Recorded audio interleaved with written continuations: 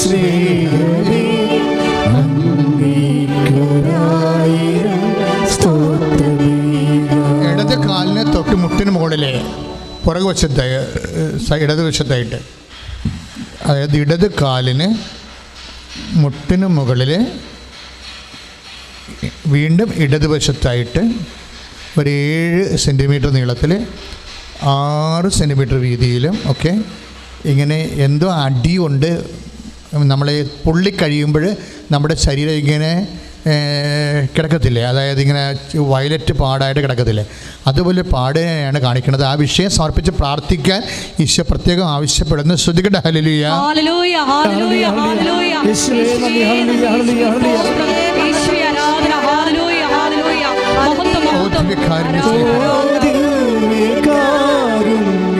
സ്നേഹമേ അങ്ങേക്കൊരായിരം സ്തോത്രമേകാം. സ്നേഹമേ അങ്ങേക്കൊരായിരം സ്തോത്രം. ആരാധന ഗീതം പാടാം, ആ തിരുനാമത്തെ വാഴ്ത്താം. ഓ ദിവ്യകാരുണ്യ സ്നേഹമേ അങ്ങേക്കൊരായിരം സ്തോത്രമേകാം. ഓ ദിവ്യകാരുണ്യ സ്നേഹമേ അങ്ങേക്കൊരായിരം സ്തോത്രമേകാം. പരിശുദ്ധ പരമദിവ്യകാരുണ്യത്തിന് ആരാധനയും സ്തുതിയും പുകഴ്ചയും ഉണ്ടായിരിക്കട്ടെ. ഏറ്റവും സ്നേഹത്തോടെയാണ് പ്രാർത്ഥിക്കേണ്ടത്. പരിശുദ്ധ പരമദിവ്യകാരുണ്യത്തിന് ആരാധനയും സ്തുതിയും പുകഴ്ചയും ഉണ്ടായിരിക്കട്ടെ. അച്ഛൻ ഈശോയുടെ പീഡാനുഭവത്തിൻ്റെ ഓരോ ഭാഗങ്ങൾ വർണ്ണിക്കുമ്പോൾ നിങ്ങൾ അതിന് ഈശോയ്ക്ക് നന്ദി പറഞ്ഞുകൊണ്ട് ഈശോയുടെ പീഡാനുഭവങ്ങളുടെ ഐക്യദാർഢ്യം പ്രഖ്യാപിച്ചുകൊണ്ട് കൈ നെഞ്ചത്ത് വെച്ചുകൊണ്ട് പറയണം. പരിശുദ്ധ പരമദിവ്യകാരുണ്യത്തിന് ആരാധനയും സ്തുതിയും പുകഴ്ചയും ഉണ്ടായിരിക്കട്ടെ. ഇത് ഒരു വെളിപ്പെടുത്തൽ ആരാധനയാണ്. കാര്യം കർത്താവിൻ്റെ മുൾക്കിരീടവും ആ മുൾക്കിടം നൽകുന്ന വിശുദ്ധമായ രക്തം കർത്താവിൻ്റെ തിരുനെറ്റിയിൽ ആഴ്ന്നിങ്ങനെ കിനിഞ്ഞിറങ്ങുന്ന കണ്ടിട്ട് ആണ് പരിശുദ്ധാത്മാവ് ഈ മേഖല ആരാധിക്കപ്പെടേണ്ടതാണെന്ന് പറയുന്നത്. അതുകൊണ്ട് ഞാൻ വീണ്ടും നിങ്ങളോട് പറയുന്നു, കർത്താവിൻ്റെ മുൾക്കിടത്ത് നൽകുന്ന വിശുദ്ധമായ രക്തത്തെ ഞങ്ങൾ ആരാധിക്കുന്നു. പരിശുദ്ധ പരമ ദിവ്യകാരുണ്യേശ്വരിക്ക് എന്നേരവും ആരാധനയും സ്തുതിയും പുകഴ്ചയും ഉണ്ടായിരിക്കട്ടെ. കർത്താവ് നിലത്ത് വീണ നിമിഷങ്ങളിൽ, ലോകത്തിൻ്റെ രക്ഷാർത്ഥമുള്ള കുരിശിൻ്റെ വഴികളിൽ കർത്താവ് നിലത്ത് വീണ നിമിഷങ്ങളിൽ ആ മുൾക്കിടം ഒഴുകി കർത്താവിൻ്റെ തിരുനെറ്റിയിൽ ആഴ്ന്നിറങ്ങുകയും കർത്താവിൻ്റെ മൂക്ക് ചതഞ്ഞു പോവുകയും മുഖം വിരൂപമാകുകയും ചെയ്ത ആ ദിവ്യമുഖത്തെ ഓർത്തുകൊണ്ട് പരിശുദ്ധ പരമ ദിവ്യകാരുണ്യേശ്വരിക്ക് എന്നേരവും ആരാധനയും സ്തുതിയും പുകഴ്ചയും ഉണ്ടായിരിക്കട്ടെ. എല്ലാം അനാദികാലം മുതൽ കർത്താവ് നമുക്ക് വേണ്ടി കരുതി വെച്ച അവിടുത്തെ നിരതദ്രവ്യമായ കരുതൽ കാരുണ്യമാണെന്ന് ഞാൻ പറഞ്ഞു. മനുഷ്യനെ സൃഷ്ടിച്ചപ്പോൾ തന്നെ മനുഷ്യന് വേണ്ടി ഇത്രയും സഹിക്കേണ്ടി വരുമെന്ന് കർത്താവിന് അറിയാമായിരുന്നു. അറിഞ്ഞുകൊണ്ട് അവൻ സൃഷ്ടിച്ചു. അതാണ് കർത്താവിൻ്റെ സ്നേഹം. ശ്രുതികട്ടെ ഹല്ലേലൂയ.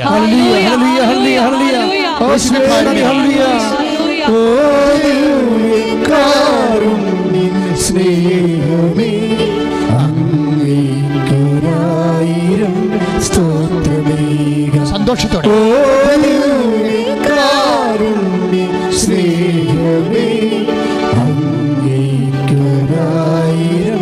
സ്തോത്രമേകാം. കർത്താവിൻ്റെ ദിവ്യകാരുണ്യമാണ് അവിടുത്തെ മുളുക്കിടമായിട്ട് തിരുവിലാവിൽ മുറിവായി കരചരണങ്ങളിലെ പഴുതായി നമ്മളിലേക്ക് വെളിപ്പെട്ടത് ദൈവത്തിൻ്റെ കാരുണ്യമാണ്.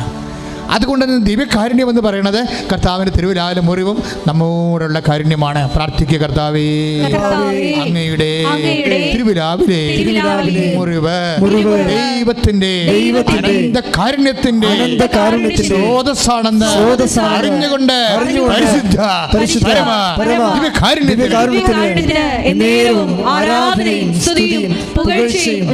ദിവ്യകാരുണ്യമേ ശ്രുതികട്ടെ ഹല്ലേലൂയ. സ്നേഹമേ അങ്ങേക്കൊരായിരം ആയിരം സ്വസ്ത്രമേ സ്നേഹമേ അങ്ങേക്കൊരായിരം സ്തോത്രമേകാം. ഏറ്റവും ആരാധ്യമായത് കർത്താവിൻ്റെ തിരുപ്പങ്കപ്പാടുകളാണ്. തിരുപ്പങ്കപ്പാടുകൾ അവൻ നമുക്ക് വേണ്ടി മുറിവായത്, അവൻ നമുക്ക് വേണ്ടി വ്രണമായത് നമ്മുടെ ആരാധനയുടെ വിഷയമാണ്. ആ ദൈവത്തിൻ്റെ കാരുണ്യമാണ്, ദിവ്യകാരുണ്യമാണ്. കർത്താവെ പ്രാർത്ഥിക്കുക. കർത്താവേ, അങ്ങയുടെ മുട്ടുപൊട്ടി ചോര ഒഴിച്ച് അവിടെ മണ്ണ് കപ്പി അങ്ങ് വേദന അനുഭവിക്കുകയും ശരീരത്തിന്റെ ഓരോ ഭാഗങ്ങളിലെ ചമ്മട്ടി അടിയേറ്റുകൊണ്ട് ശരീരങ്ങള് പറിച്ചു കീറപ്പെട്ടിട്ടുള്ള ഓരോ അവസ്ഥകളെയും കാരുണ്യമായി കർത്താവേ ഞങ്ങൾ അംഗീകരിച്ചുകൊണ്ട് ഏറ്റുപറഞ്ഞുകൊണ്ട് ദിവ്യകാരുണ്യത്തിന് എന്നേരവും ആരാധനയും സ്തുതിയും പുകഴ്ചയും ഉണ്ടാകട്ടെ. സ്നേഹമേ അങ്ങേക്കൊരായിരം സ്തോത്രമേ. ദിവ്യകാരുണ്യം സ്നേഹമേ അങ്ങേക്കൊരായിരം സ്തോത്രമേ. പത്രോസ് തകർന്നു പോയപ്പോഴേ, കോഴി കൂവിയപ്പോഴേ അവൻ പത്രോസിനെ നോക്കി. കർത്താവിൻ്റെ കടാക്ഷം കാരുണ്യമാണ്. ദൈവകരുണയുടെ സമാശ്വാസം, പാപക്ഷമയുടെ സമാശ്വാസം അവൻ പത്രോസിന് നൽകി. അത് സഭയോടുള്ള നോട്ടമാണ്. ആ കാലങ്ങളിലെല്ലാം തൊട്ട് ഈ കാലങ്ങൾ വരെ നിന്നാപമാനങ്ങൾ സഭയിൽ നേരിട്ടിട്ടുള്ള പത്രോസിൻ്റെ സ്ഥാനത്ത് നിന്നുകൊണ്ട് ഞങ്ങളെപ്പോലെ ശുശ്രൂഷ ചെയ്യുന്ന ഓരോ വ്യക്തികളിലും കർത്താവിനോട് ചെയ്തിട്ടുള്ള തള്ളിപ്പറച്ചിലിനെ ഓർത്തുകൊണ്ട് അവൻ ഞങ്ങളെ കാരുണ്യത്തോട് നോക്കുന്നു. ശുശ്രൂഷകരെ കാരുണ്യത്തോട് നോക്കുന്നു. ആ കാരുണ്യം ദിവ്യകാരുണ്യമാണ്. പരിശുദ്ധ പരമ ദിവ്യകാരുണ്യത്തിന്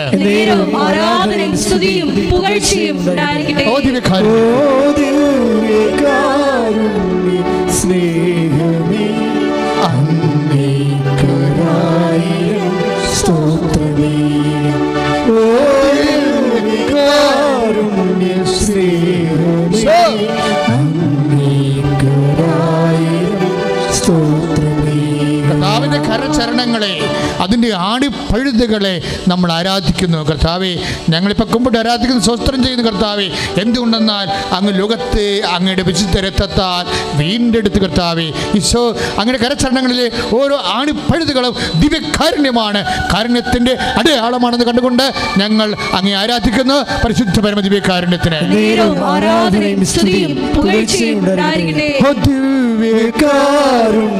സ്നേഹമേ അങ്ങേക്കൊരായിരം സ്തോത്രമേ. ദിവ്യകാരുണ്യ സ്നേഹമേ, സ്നേഹമേ അങ്ങേക്കൊരായിരം സ്തോത്രം. അങ്ങേക്കൊരായിരം സ്നേഹമേ അങ്ങേക്കൊരായിരം സ്തോത്രമേ. ഹൃദയത്തിൽ പതഞ്ഞു നുരഞ്ഞുകൊണ്ട് ഓ ദിവ്യകാരുണ്യ സ്നേഹമേ അങ്ങേക്കൊരായിരം സ്തോത്രമേ. അങ്ങേക്കൊരായിരം സ്തോത്രമേ. അങ്ങേക്കൊരായിരം സ്തോത്രം. സുഖടേ സുഖടേ ഹല്ലേലൂയ ഹല്ലേലൂയ ഹല്ലേലൂയ ഹല്ലേലൂയ യേശുവേ ഹല്ലേലൂയ ഹല്ലേലൂയ യേശുവേ.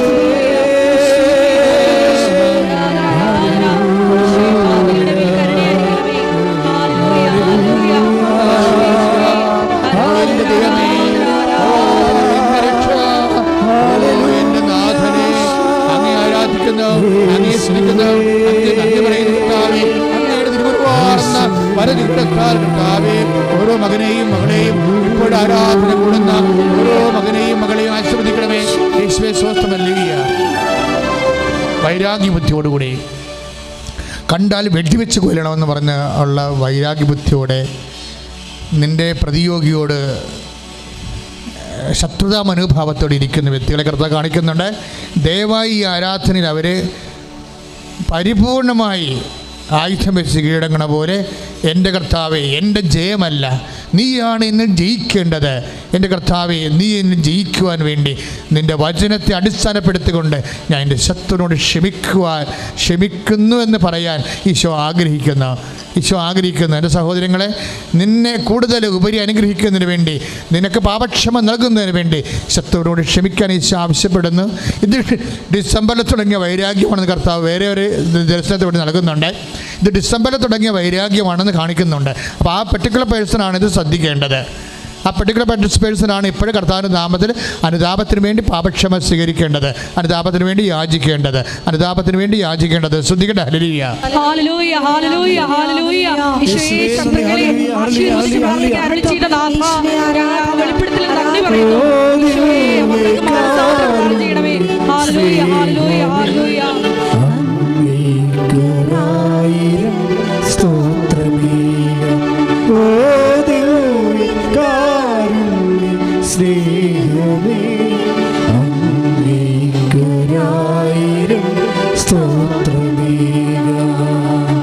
പ്രിയമുള്ളവരെ, എപ്പോഴും ദൈവ തിരുസന്നിധിയിൽ ശരണം ഗമിക്കുന്നവരെന്ന് പറഞ്ഞു കൊള്ളുന്ന ഒരു വചനമുണ്ട്. ഇന്ന് രാവിലെ ഞാൻ ഇങ്ങോട്ട് ഇറങ്ങുന്ന സമയത്ത് പെട്ടെന്ന് എൻ്റെ മനസ്സിൽ വന്ന വചനമാണ്. ഞാൻ ആരാധനയ്ക്കായി ഇങ്ങോട്ട് കയറുന്ന സമയത്ത് പെട്ടെന്ന് പരിശുദ്ധാത്മാവ് എനിക്ക് നൽകിയ വചനമാണ്. ദൈവ തിരുസന്നിധി ശരണം ഗമിക്കുന്നവർ. അതൊരു പ്രത്യേക വർഗം മനുഷ്യരാണ്. ദൈവ തിരുസന്നിധിയിൽ ശരണം ഗമിക്കുന്നവർ. വിശ്വാസിക്ക് വേറൊരു പേരാണത്. എനിക്ക് ഭയങ്കര അത്ഭുതമായിട്ട് തോന്നി. ഞാൻ ആ വചനങ്ങൾ ഞാൻ ശരിക്കും എൻ്റെ മുറിയിലെ പ്രാർത്ഥന നിർഭരമായ ഒരു സമയമാണ് ചെലവഴിച്ചെങ്കിലും ഈ വചനം കിട്ടിയില്ല. ഞാൻ ജസ്റ്റ് ഇങ്ങോട്ട് എൻട്രി ചെയ്യാൻ സമയത്ത് പെട്ടെന്ന് പരിശുദ്ധാത്മ പറഞ്ഞു, ദൈവ തിരുസന്നിധിയിൽ ശരണം ഗമിക്കുന്നവർ. അപ്പോൾ എനിക്ക് മനസ്സിലായില്ല. ആ വചനം ഞാൻ നേരത്തെ പലകുറി കേട്ടിട്ടുള്ളതാണ്. പക്ഷേ കർത്താവ് ഇപ്പോഴെന്താണ് ഉദ്ദേശിക്കണമെന്ന് അറിയത്തില്ല. അതുകൊണ്ട് ഞാൻ വീണ്ടും ആ വചനം അന്വേഷിച്ചിട്ട് നമ്പർ എടുക്കാൻ പറഞ്ഞു. അപ്പോൾ അവർ പറഞ്ഞ 11:6 നമ്പറുള്ളത്. ഹെബ്രായർ 11:6. ദൈവ തിരുസന്നിധിയിൽ പറഞ്ഞേ, ദൈവ തിരുസന്നിധിയിൽ ശരണം പ്രാപിക്കുന്നവർ ദൈവം ഉണ്ടെന്ന് തന്നെ അന്വേഷിക്കുന്നവർക്ക് അവിടുന്ന് പ്രതിഫലം നൽകുന്നുവെന്നും വിശ്വസിക്കണം. ഇത് മനോഹരമാണ് ശരിക്കും പറഞ്ഞാൽ. അതായത് മനുഷ്യനെ രണ്ടായിട്ട് തിരിക്കുക. എന്താണ് രണ്ട് ഭാഗം മനുഷ്യർ? ഒന്ന്, ദൈവ തിരുസന്നിധി ശരണം ഗമിക്കുന്നവരും. രണ്ടാമത്തേത് എന്താണ്? ദൈവ തിരുസന്നിധി ശരണം ഗമിക്കാത്തവരും. പിടിയില്ലേ? വിശ്വാസികൾക്ക് ഒരു പുതിയ പേര് വന്നിരിക്കുക. ആരാണ് ഫെയ്ത്ത്ഫുൾ? ആരാണ് വിശ്വാസികളെ? ആരാണത്? എന്തിനും ഏതിനും ദൈവ തിരുസന്നിധി ശരണം ഗമിക്കുന്നവർ. അവരെന്താണ് വിശ്വസിക്കേണ്ടത്? അവർ ദൈവം ഉണ്ടെന്ന് വിശ്വസിക്കണം. ഒന്ന്. രണ്ടാമത്തെ എന്താ വിശ്വസിക്കേണ്ടവരെ? തന്നെ അന്വേഷിക്കുന്നവർക്ക് അവിടുന്ന് പ്രതിഫലം നൽകുമെന്ന് വിശ്വസിക്കണം. രണ്ട് കാര്യങ്ങളേ ഉള്ളൂ. വിശ്വാസിയുടെ മുമ്പിൽ രണ്ട് ഓപ്ഷനേ ഉള്ളൂ. എന്താണ്? ഒന്ന്, ദൈവം ഉണ്ടെന്ന് വിശ്വസിക്കണം. ദൈവം ഉണ്ടെന്ന് വിശ്വസിച്ചാൽ 50% തീർന്നു. രണ്ടാമത് എന്താണ് അവർ വിശ്വസിക്കുന്നത്? ദൈവത്തെ ശരണപ്പെടുന്നവർക്ക് അവിടുന്ന് പ്രതിഫലം നൽകുമെന്ന് വിശ്വസിക്കണം. രണ്ട് കാര്യങ്ങളേ ഉള്ളൂ. നമ്മുടെ ജീവിതം പലപ്പോഴും ദൈവതിരുസന്നിധിയിലുള്ള ഒരു ശരണപ്പെടലാണ്. അപ്പോൾ നിങ്ങൾ ഓർക്ക് ഇതൊരു വലിയ ആനക്കാര്യമാണ്. ഇതിൻ്റെ അങ്ങനെയല്ല, ഇത് വലിയ കാര്യം തന്നെയാണ്. എന്താ സംഭവിച്ചാൽ മനുഷ്യന്മാരുടെ സ്വഭാവം എന്താണെന്ന് അറിയാവോ? അതായത് വിശ്വാസി എന്ന് പറയുന്നത് ആരാണ്? എപ്പോഴാണ് അവൻ അവിശ്വാസിയാകണത്? വിശ്വാസം എന്ന് പറയുന്നത് ആരാണ്? അതായത് ദൈവ തിരുസന്നിധിയിൽ ശരണം പ്രാപിക്കുന്ന ആളാണ്. ഒരു വിഷയം ഉണ്ടായിക്കഴിഞ്ഞാൽ, ഇപ്പം നിൻ്റെ ജോലി നഷ്ടപ്പെട്ടു, അല്ലെങ്കിൽ നീ ഉറപ്പിച്ച് വെച്ചിരുന്ന വിവാഹം അത് എന്തോ സാങ്കേതിക തകരാറ് കൊണ്ട് അത് നടക്കാത്ത അവസ്ഥയായി, അല്ലെങ്കിൽ നിൻ്റെ ജോലി, അതല്ലെങ്കിൽ നീ ഒരു കുഞ്ഞിൻ്റെ അമ്മയാകാൻ പോവുകയായിരുന്നു, ഒരു 1.5 മാസം പ്രഗ്നൻസിയാണ്, പെട്ടെന്ന് അത് അബോർട്ടായിപ്പോയി. അപ്പോഴിങ്ങനെ ഓരോരോ കാര്യങ്ങൾ നമ്മുടെ ജീവിതത്തിൽ ഇങ്ങനെ നടക്കും. അപ്പോഴിങ്ങനെ നടക്കുമ്പോഴേ ആണ് നമ്മൾ ആരാണെന്ന് അറിയണത്. എന്താണ്? ദൈവ തിരുസന്നിധിയിലാണ് ശരണം ഗമിക്കണത്. കഴിഞ്ഞ ദിവസങ്ങളുടെ ഒരു രസമുണ്ടായി. എൻ്റെ പ്രിയപ്പെട്ട അച്ഛൻ എൻ്റെ അടുത്ത് ഒന്ന് ചോദിച്ചാൽ, ഒരു സ്കൂളിൽ നിന്ന് നേരത്തെ ഇരുന്ന മാനേജറിൻ്റെ രൂപം എടുത്തോടന്ന് മാറ്റി. അപ്പോൾ കുറേ അധ്യാപകർ പറയുകയാണ്, ഈ നേരത്തെ ഉണ്ടായിരുന്ന മാനേജറിൻ്റെ ഫസ്റ്റ് രൂപം, മരിച്ചുപോയ മാനേജറിൻ്റെ ഫസ്റ്റ് രൂപം ഫോട്ടോ അവിടെ നിന്ന് എടുത്ത് മാറ്റിക്കൊണ്ടാണ് സ്കൂളിന് ഇടർച്ചയുണ്ടായത്. ചിലർ പറയും അങ്ങനെയല്ല, അത് എടുത്ത് ഇത് എവിടെയോ ഇവിടെ ഇരിപ്പുണ്ട്, അതുകൊണ്ടാണ് ഇപ്പോൾ ഇടർച്ച ഉണ്ടായത്. അപ്പോൾ അച്ഛനോട് ചോദിച്ചു, വാട്ട് ഈസ് ഹാപ്പനിങ്? ഞാൻ let us see and pray. ഈ വിഷയം നമുക്കൊന്ന് പരിശോധിച്ചിട്ട് പ്രാർത്ഥിക്കാമെന്ന് പറഞ്ഞു. അതല്ല എൻ്റെ മനസ്സിൽ വന്നത്. ഞാൻ അധ്യാപകരെക്കുറിച്ചാണ് ഇപ്പോൾ ചിന്തിച്ചത്. എന്താ കാര്യം? ഒരു സംഭവം ഉണ്ടാകുമ്പോൾ ദൈവത്തിരുസന്നിധി ശരണം പ്രാപിക്കുന്നവർ ഇതുപോലെയുള്ള ഓമനിലൊന്നും വിശ്വസിക്കത്തില്ല. മനസ്സിലായില്ല? അതിൻ്റെ റീസണബിളായിട്ടുള്ള കാര്യങ്ങളുണ്ടാകും. അത് മനസ്സിലാക്കുന്നതിന് പകരം വേറെ ചില ദുഷ്ടശക്തികളുടെ സ്വാധീനം കൊണ്ടാണ് ഇങ്ങനെ സംഭവിക്കണത്. ഇപ്പം നീ അബോർട്ടായി പോയി ഇപ്പോൾ 2 മാസം കഴിഞ്ഞപ്പോൾ ആ കുഞ്ഞ് അബോർട്ടായിപ്പോയെന്ന് വിചാരിച്ചോ? ഇപ്പോഴത്തെ കാലത്താണെങ്കിൽ ഉടനെ അത് കേട്ടോണ്ടിരുന്ന അമ്മയോ അല്ലെങ്കിൽ അടുത്തുള്ള ആൻറ്റിമാർ പറഞ്ഞിട്ടുണ്ട്, നമ്മുടെ അയൽവാസി വീടും കൂടിയും വിറ്റുവിടുന്ന പോയിട്ടുള്ള അവളില്ലേ, അവൾ പറഞ്ഞിട്ടുണ്ട് നിന്നെയൊക്കെ ഇവിടെ പൊറപ്പിക്കത്തില്ല, വാഴിക്കത്തില്ല, നിൻ്റെ വീട്ടിൽ കുഞ്ഞിനെ വാഴിക്കത്തില്ലെന്ന് പറഞ്ഞിട്ടുണ്ട്. അവളെന്തോ പരിപാടി ഒപ്പിച്ചിട്ടാണ് ഈ അബോർഷൻ സംഭവിച്ചതെന്ന് പറയും. ഇതാണ് സംഭവം. കണ്ടൊക്കെ ഒരു സംഭവം ഉണ്ടായ സമയത്ത് ദൈവ തിരുസന്നിധിയിലല്ല അവർ ശരണം പ്രാപിച്ചത്. അവരെവിടെയാണ് ശരണം പ്രാപിച്ചത്? ദൈവത്തിന് വിരുദ്ധമായ തിന്മയുടെ ശക്തികളെ ഇതിൽ കക്ഷി ചേർക്കാൻ, അവിടെ വിഷയങ്ങൾക്ക് കക്ഷി ചേർക്കും. This is our travel. ഇതാണ് നമ്മുടെ പ്രശ്നം. അതായത് വിശ്വാസി എന്ന് പറയുന്നത് ആരാണ്? ഇപ്പം നീ വിശ്വാസി ആയിരിക്കുകയും അതേ സമയത്തിന് നിനക്ക് ജീവിതത്തിൽ ഉണ്ടാകുന്ന ഓരോ വിഷയങ്ങൾക്കും തിന്മയുടെ ശക്തി ഉണ്ടോ എന്ന് സംശയിക്കുകയും ചെയ്യുമ്പോൾ you are not a faithful. പറഞ്ഞ മനസ്സിലായില്ലേ? നീ വിശ്വാസിയായിരിക്കുകയും നിൻ്റെ ജീവിതത്തിൽ അശ്വനിപാതം പോലെ ഇതുപോലെ ആകസ്മികമായി അവിചാരിതമായിട്ടുണ്ടാകുന്ന ഓരോ വിഷയങ്ങൾക്കും ദൈവത്തെക്കാൾ ഉപരി വേറെ ശക്തിയെ നീ ചിന്തിച്ചു പോയാൽ നീ ആശ്രയിക്കുന്നത് ആരായിരിക്കും? തിന്മയുടെ ശക്തി. ദൈവമേതലേ, നിൻ്റെ ജീവിതത്തിലേക്ക് ഇതുപോലെ ആകസ്മികം ഉണ്ടാകുന്ന വിഷയത്തിൻ്റെ മേലെ മറ്റൊരു തിന്മയുടെ ശക്തിയെ, ദൈവത്തിൻ്റെ അതീതമായിട്ടുള്ള ഇതരമായിട്ടുള്ള ഒരു ശക്തിയെ ഇവിടെ കക്ഷി ചേർത്ത് കഴിഞ്ഞാൽ ആ ഒരു നിമിഷം മുതൽ you are not a faithful. നീ വിശ്വാസിയല്ല. വിശ്വാസി എന്ന് പറഞ്ഞാൽ ആരാണ്? എന്തിനും ഏതിനും, ഏത് തകർച്ചയ്ക്കും രോഗത്തിനും കോവിഡിനും കടൽകയറ്റത്തിനും ദൈവത്തെ മാത്രം ആശ്രയിക്കുന്ന ഒരു സമൂഹമുണ്ട്. അതാണ് 11:6 പറയണത്. ഹെബ്രായ ലേഖനം എന്താണ്? ദൈവ തിരുസന്നിധി. ഏറ്റു പറഞ്ഞേ, ദൈവ തിരുസന്നിധിയിൽ ശരണം ഗമിക്കുന്നവരെ ദൈവം ഉണ്ടെന്നും തന്നിൽ ആശ്രയിക്കുന്നവർക്ക് പ്രതിഫലം നൽകുന്നവനാണെന്നും വിശ്വസിക്കണം. ശ്രുതികട ഹല്ലേലൂയ.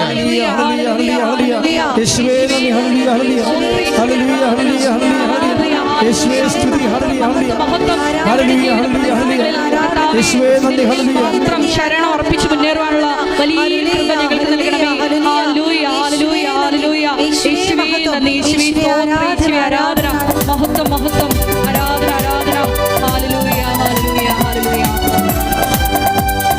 എനിക്കായി കരുതുന്നവൻ, ഭാരങ്ങൾ വഹിക്കുന്നവൻ, എനിക്കായി കരുതുന്നവൻ, ഭാരങ്ങൾ വഹിക്കുന്നവൻ, എന്നെ കൈവിടാത്തവൻ, യേശുവിൻ കൂടെയുണ്ട്. എന്നെ കൈവിടാത്തവൻ, യേശുവിൻ കൂടെയുണ്ട്. എനിക്കായി കരുതുന്നവൻ, ഭാരങ്ങൾ വഹിക്കുന്നവൻ, എന്നെ കൈവിടാത്തവൻ, യേശുവിൻ കൂടെയുണ്ട്. എന്നെ കൈവിടാത്തവൻ, യേശുവിൻ കൂടെയുണ്ട്. പരിശുദ്ധ പരമദിവ്യകാരുണ്യത്തിന് നേരവും ആരാധനയും സ്തുതിയും പുകഴ്ചയും ഉണ്ടായിരിക്കട്ടെ. കർത്താവ് ഈ വചനം തന്നില്ലേ? ഹെബ്രായർ 11:6. അതായത് ദൈവതിരുസന്നിധി ശരണം ഗമിക്കുന്നവരെന്നും ശരണം ഗമിക്കാത്തവരെന്നും മനുഷ്യൻ രണ്ടായി തിരിച്ചു. എന്നിട്ട് ശരണം ഗമിക്കാത്തവരുടെ അവസ്ഥ എന്താണ്? അവരെ എന്തിനും ഏതിനും ജീവിതത്തിൽ സംഭവിക്കുന്ന ഓരോ സംഭവവികാസങ്ങൾക്കും അതിൻ്റെ കാരണങ്ങൾ തിന്മയാണെന്ന് പറഞ്ഞുകൊണ്ട് മനുഷ്യൻ്റെ ദൈവപരിപാലനയുടെ വഴികളിൽ ഇതര കക്ഷികളെ, തിന്മയുടെ ശക്തികളെ കക്ഷി ചേർക്കും. അവരെക്കുറിച്ച് ആ വചനം ഞാൻ വായിച്ചുകൊണ്ടിരുന്ന സമയത്ത് പെട്ടെന്ന് എന്നോട് എനിക്ക് തോന്നി വേറൊരു വചനമുണ്ട്. എന്താണ് കാര്യം? അതിനോട് ബന്ധപ്പെട്ട് വരുന്ന വചനം. അതാണ് എൻ്റെ മനസ്സിൽ അടുത്ത വചനമായിട്ട് വന്നത്. പരിശുദ്ധാത്മ നൽകിയതാണെന്ന് തന്നെ പറഞ്ഞ് മനസ്സിലാക്കാം. കാര്യം ആ വചനത്തിൻ്റെ തന്നെ ഉപവ്യാഖ്യാനങ്ങളായിട്ട് വരും. ഐസയ 55:6. ഐസയ 55:6. എന്താ വചനം? കർത്താവിനെ കണ്ടെത്താൻ കഴിയുന്ന, ഏറ്റു പറഞ്ഞേ, കർത്താവിനെ കണ്ടെത്താൻ കഴിയുന്ന, കർത്താവിനെ കണ്ടെത്താൻ കഴിയുന്ന, കർത്താവിനെ കണ്ടെത്താൻ കഴിയുന്ന, ഇപ്പോൾ തന്നെ അവിടുത്തെ അന്വേഷിക്കുവേൻ. അവിടുന്ന് അരികെയുള്ളപ്പോൾ അവിടുത്തെ വിളിക്കുവേൻ. അടുത്ത വചനമാണ് പ്രധാനപ്പെട്ടത്. എന്താണെന്നറിയാവോ? ദുഷ്ടൻ തൻ്റെ മാർഗവും അധർമ്മി തൻ്റെ ചിന്താഗതികളും ഉപേക്ഷിക്കട്ടെ. അതാ സംഭവം. അതായത് കർത്താവിനെ കണ്ടെത്താൻ കഴിയുന്ന സമയമാണ് പലതും തകർച്ചയുടെ സമയം എന്ന് പറയണത്. പക്ഷേ എന്താ പറ്റും? നീ അധർമ്മിയാണെങ്കിൽ, അതായത് ദൈവത്തെ ശരണം ഗമിക്കുന്നവനല്ലെങ്കിൽ, അധർമ്മിയാണെങ്കിൽ എന്ത് സംഭവിക്കും? അവനൊരു ചിന്താഗതി ഉണ്ടാകും. ചിന്താഗതി എപ്പോഴും പ്രശ്നമാണ്. പരിശുദ്ധാത്മാവിൽ നിന്നും അവൻ്റെ പ്രവർത്തനങ്ങളിൽ നിന്ന് നമ്മളെ കളയുന്നത് നമ്മളെ നരകം പിടിച്ച ചിന്താഗതികളാണ്. നിൻ്റെ ചിന്താഗതി കർത്താവിൻ്റെ വിശുദ്ധമായ രക്തത്തിൽ കഴിയില്ലെങ്കിൽ നീ രക്ഷപ്പെടത്തില്ല. കാര്യം രക്ഷയും ആ ചിന്താഗതി കർത്താവിൻ്റെ വിശുദ്ധമായ രക്തത്തിൽ കഴുകിയില്ലെങ്കിൽ അതെന്നും ഇങ്ങനെ ഓരോരോ പ്രവണതകൾ, ചിന്തകൾ കാണിച്ചുകൊണ്ടിരിക്കും. ചിന്താഗതി ഭയങ്കര സീരിയസാണ്. ചിന്താഗതി മാറാൻ, അധർമ്മിയുടെ ചിന്താഗതി മാറാൻ എന്താ മാർഗം? കർത്താവിൻ്റെ വിശുദ്ധമായ രക്തത്താൽ അത് കഴുകണം. പ്രാർത്ഥിക്കുക. കർത്താവായ ദൈവമേ, അങ്ങയുടെ വിശുദ്ധ രക്തത്താൽ എൻ്റെ പിഴച്ച ചിന്താഗതികളെ കഴുകിക്കളയുന്നതിനായി എന്നെ സഹായിക്കണമേ. നമ്മളെ എഫേസ്യസ് 1:7 അവിടുത്തെ കൃപയുടെ സമൃദ്ധിയിൽ ഒത്ത് നമുക്ക് ക്രിസ്തുവിൽ പാപമോചനവും അവൻ്റെ രക്തം വഴി രക്ഷയും കൈവന്നിരിക്കുന്നു. അപ്പോൾ ചിന്താഗതി കഴുകണത് എങ്ങനെയാണ്? എഫേസ്യസ് 1:7 അനുസരിച്ചുകൊണ്ടാണ്. എന്താ ചെയ്യേണ്ടത്? ഏറ്റു പറഞ്ഞ അവിടുത്തെ കൃപയുടെ സമൃദ്ധിയിൽ സമൃദ്ധിക്കൊത്ത് നമുക്ക് ക്രിസ്തുവിൽ പാപമോചനവും അവന്റെ രക്തം വഴി രക്ഷയും കൈവന്നിരിക്കുന്നു. പാപമോചനം ചിന്താഗതി വഴിയുള്ള പാപമോചനമായാലും അത് വിചാരം എന്ന് പറയാം അല്ലേ? വിചാരത്താലും വാക്കാലും പ്രവൃത്തിയാലും എന്നല്ലേ പറയണത്. അപ്പോൾ ചിന്താഗതികൾ വിചാരത്തിൻ്റെ ഭാഗമാണ്. പക്ഷെ കുമ്പസാരങ്ങളിലൊന്നും ചിന്താഗതി പറയാറില്ല. വിചാരം എന്ന് പറയുമ്പോൾ ഇവർ വികാരം എന്നാണ് കേൾക്കണത്. അതാണ് കുഴപ്പം. എന്നിട്ട് കുറേ ലൈംഗിക വികാരങ്ങളൊക്കെ പറഞ്ഞു പറയാം. അതൊന്നും അല്ല പ്രശ്നം. അതായത് വിചാരം എന്ന് പറഞ്ഞാൽ എന്താണ്? തിങ്കിങ്. അതാണ്. Not emotion, not feeling, but thinking. പ്രശ്നങ്ങളല്ല. അതായത് അവരുടെ ഉള്ളിലെ വിചാരം കണ്ടുകൊണ്ട് അവൻ അവരെ കോപത്തോടെ അഭിവീക്ഷിച്ചു. ദൈവകോപം വിളിച്ചു വരുത്തുന്നതാണ് ചിന്താഗതികൾ. ഈ ചിന്താഗതികൾ പലപ്പോഴും ദൈവത്തെ ശരണം ഗമിക്കുന്നവരല്ല എങ്കിലേ അവിടെ ചിന്താഗതികൾ അധർമ്മികളുടെ ചിന്താഗതി ആകുമെന്നാണ് ഈ ഐസയ 55:6 പറയണതും അതുപോലെ തന്നെ നമ്മൾ നേരത്തെ കേട്ട 55:7 വചനങ്ങളും. കാര്യം അധർമ്മിയുടെ ചിന്താഗതി അങ്ങനെയാണ്. അവൻ ദൈവത്തെ കക്ഷി ചേർക്കത്തില്ല. മറിച്ച് അധർമ്മി അവൻ്റെ ഇമോഷൻ അനുസരിച്ചും താല്പര്യമനുസരിച്ചും ചിന്തിച്ച് അങ്ങ് കാടുകയറിപ്പോവും. ഈ ചിന്താഗതികൾ എന്താ സംഭവിക്കണത്? എഫേസ്യസ് 1:7 അനുസരിച്ചുകൊണ്ട് എന്ത് ചെയ്യണം? കർത്താവ് ചിന്താഗതിക്ക് രക്ഷ കൈവരണമെങ്കിൽ എന്ത് ചെയ്യണം? അവൻ യേശുക്രിസ്തുവിന്റെ വിശുദ്ധമായ രക്തത്താൽ ചിന്തകളെ കഴുകണം. കാര്യം എല്ലാം തുടങ്ങണത് എവിടുന്നാണ്? ചിന്തയിൽ നിന്നാണ് തുടങ്ങണത്. പിന്നെ അല്ലേ പ്രവൃത്തിയിലേക്ക് വരണത്. വിചാരത്താലും വാക്കാലും പ്രവൃത്തിയാലും എന്ന് പറയുമ്പോഴേ ഈ വാക്കും പ്രവൃത്തിയും എവിടെ നിന്ന് വരും? ചിന്തയിൽ നിന്നാണ് വരണത്. ആദ്യം ചിന്തിക്കുന്നു, പിന്നെ സംസാരിക്കുന്നു, പിന്നെ ചെയ്യുന്നു, പിന്നെ പണിമേടിക്കുന്നു. അങ്ങനെയാണ് സംഭവം. ആദ്യം ചിന്തിക്കുന്നു, പിന്നെ സംസാരിക്കുന്നു, പിന്നെ പണിമേടിക്കുന്നു. എന്ന് വെച്ച് കഴിഞ്ഞാൽ ചിന്തയായിട്ടാണ് ആദ്യം വരണത്. അപ്പം തന്നെ മുളയിലേ നുള്ളണം. മുളയിലേ നുള്ളാൻ എന്താ മാർഗം? മര്യാദക്ക് തലേ കൈവെക്കുക. അച്ഛനോട് ചേർന്ന് പ്രാർത്ഥിക്കുക. കർത്താവായ ദൈവമേ, ദൈവത്തിന് നിരക്കാത്ത ചിന്താഗതികള് ആത്മാവിന്റെ പ്രേരണയ്ക്ക് വിരുദ്ധമായി ജഡികവും തിന്മയാൽ പ്രേരിതവുമായ ചിന്താഗതികള് എന്റെ തലച്ചോറിൽ നിന്ന് അങ്ങ് വിശുദ്ധമായ രക്തത്താൽ കഴുകിക്കളയണമേ. വിശുദ്ധമായ രക്തത്താൽ എൻ്റെ ചിന്താഗതികളെ കഴുകിക്കളയണമേ. യേശു ക്രിസ്തുവിനെ നിരക്കാത്ത ചിന്തകള്, പ്രവൃത്തികള് കഴുകിക്കളയണമേ. ഹല്ലേലൂയ ഹല്ലേലൂയ ഹല്ലേലൂയ ഹല്ലേലൂയ പാപമോചനവും രക്ഷയും പ്രദാനം ചെയ്യണമേ. ഞങ്ങളുടെ ചിന്തകളെ വിശുദ്ധീകരിക്കണമേ. ഹല്ലേലൂയ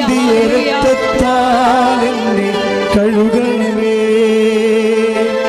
ഗാഗുൽത്തായി ചിന്തിയ രക്തത്താൽ എന്നെ കഴുകണമേ. യേശുവേ എന്നെ കഴുകണമേ. പൂർണ്ണമായി എന്നെ കഴുകണമേ. യേശുവേ എന്നെ കഴുകണമേ.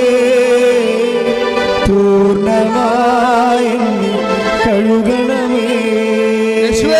യേശുവേ എന്നെ കഴുകണമേ. പൂർണ്ണമായി എന്നെ കഴുകണമേ. ഗാഗുൽത്തായി ചിന്തിയ രക്തത്താൽ എന്നെ കഴുകണമേ. ഗാഗുൽത്തായി ചിന്തിയ രക്തത്താൽ എന്നെ കഴുകണമേ. യേശുവേ എന്നെ കഴുകണമേ. പൂർണ്ണമായി എന്നെ കഴുകണമേ. യേശുവേ എന്നെ കഴുകണമേ. പൂർണ്ണമായി എന്നെ കഴുകണമേ. ഹല്ലേലൂയ.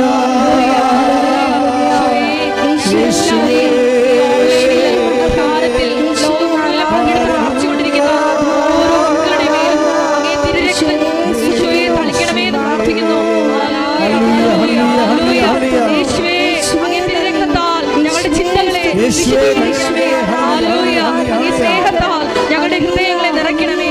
ഹല്ലേലൂയ ഹല്ലേലൂയ ഹല്ലേലൂയ. യേശുവേ ആരാധന. ഹല്ലേലൂയ.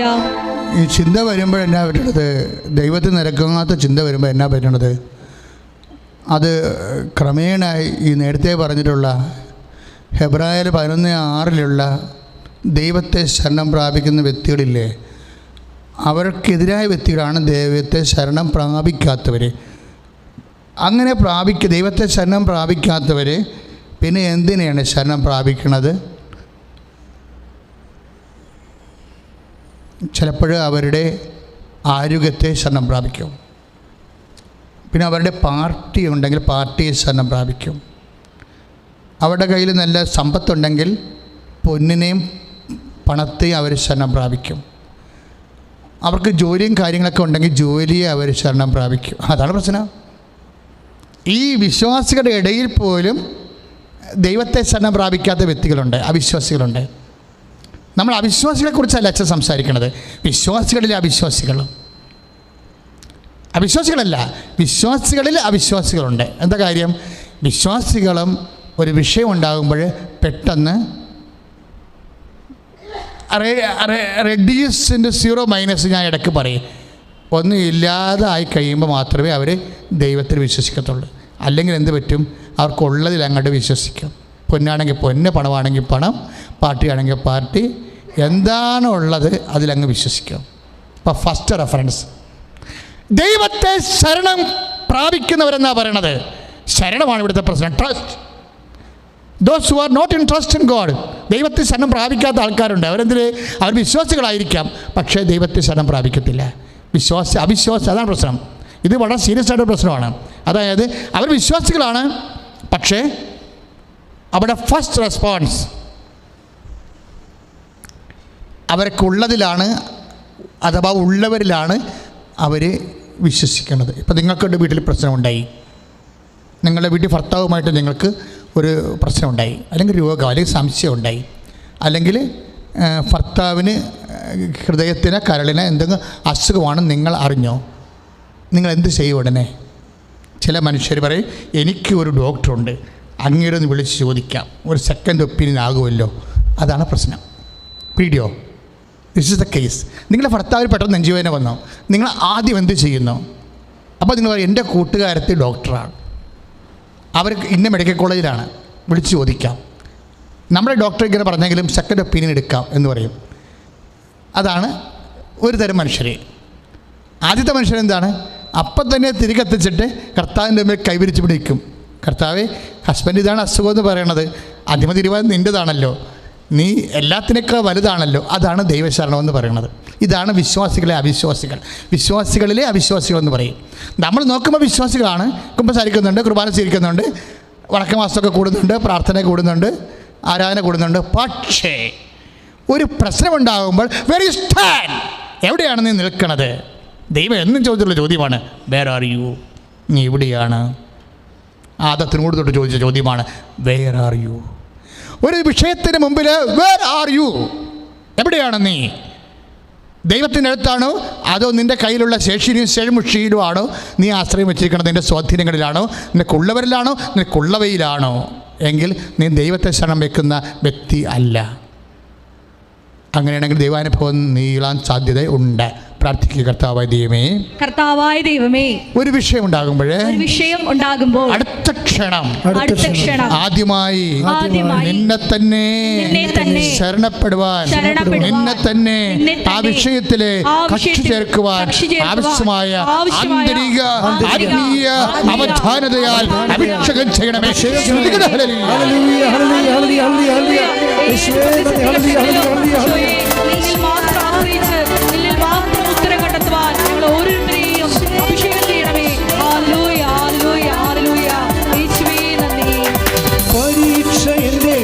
അനുവദിച്ച പരിഹാരമേനിക്കായി കരുതിയിട്ടുണ്ട്. പരീക്ഷ അനുവദിച്ച പരിഹാരമേനിക്കായി കരുതിയിട്ടുണ്ട്.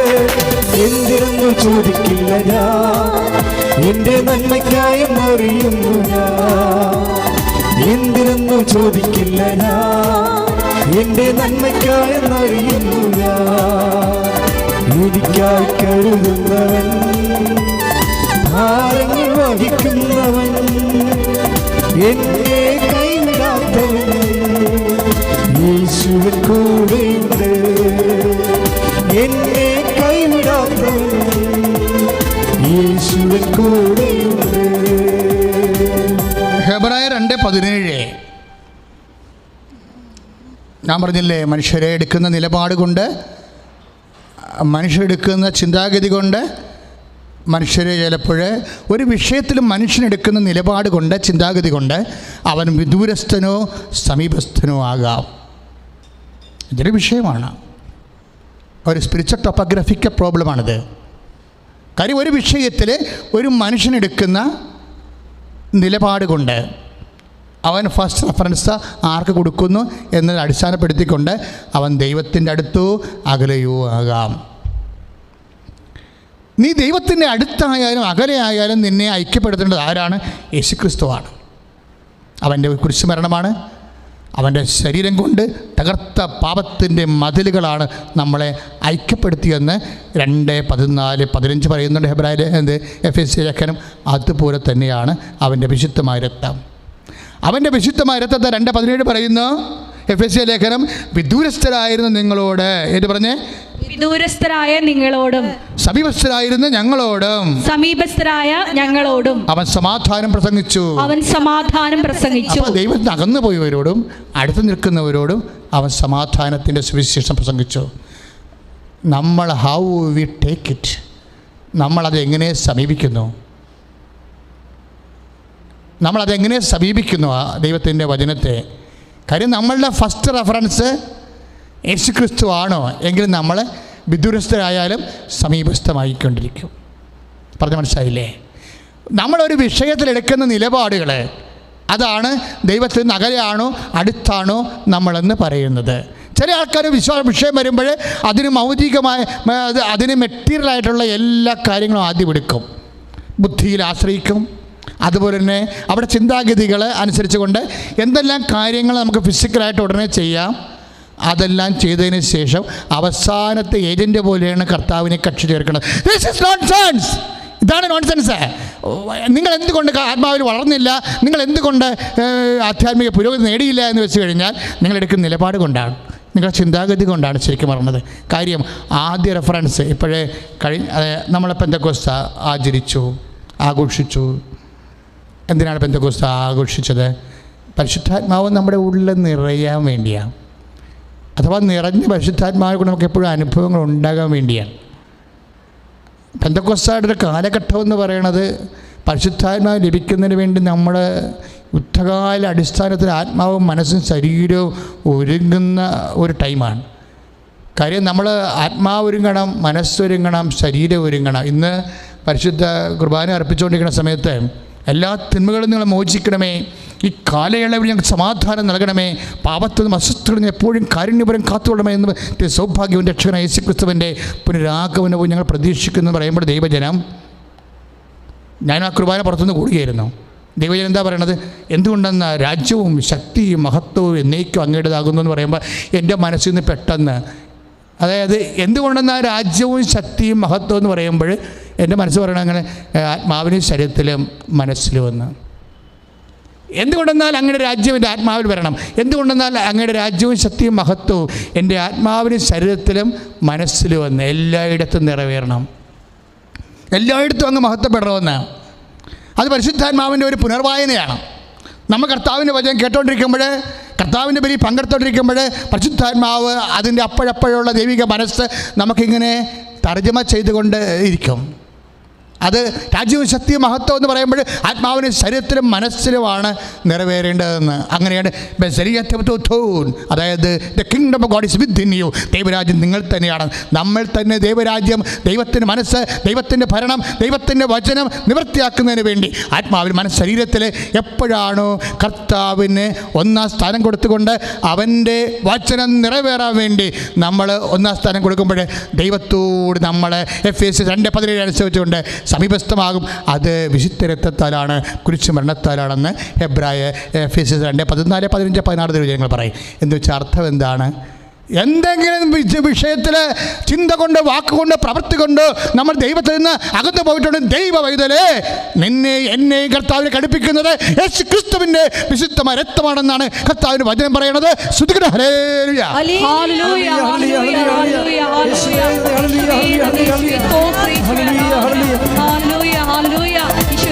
അങ്ങേ വിശുദ്ധ രക്തത്താൽ ഞങ്ങളുടെ ചിന്തകളെ കഴുകി വിശുദ്ധീകരിക്കണമേ. ഹല്ലേലൂയ, ഹല്ലേലൂയ, ഹല്ലേലൂയ.